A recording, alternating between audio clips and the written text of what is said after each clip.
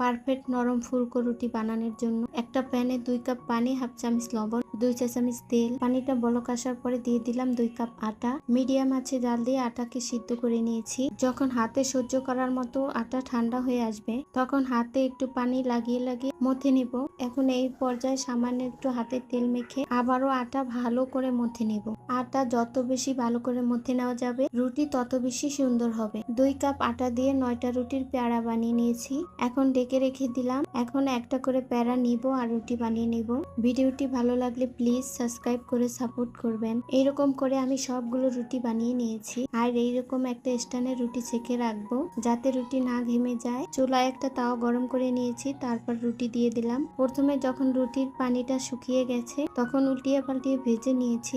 এই যে এরকম সবগুলো রুটি বানিয়ে নিয়েছি। দেখুন মাশাআল্লাহ রুটি কতটা নরম হয়েছে। আর দেখুন স্ট্যান্ডের নিচে কিন্তু একটুও ঘামেনি।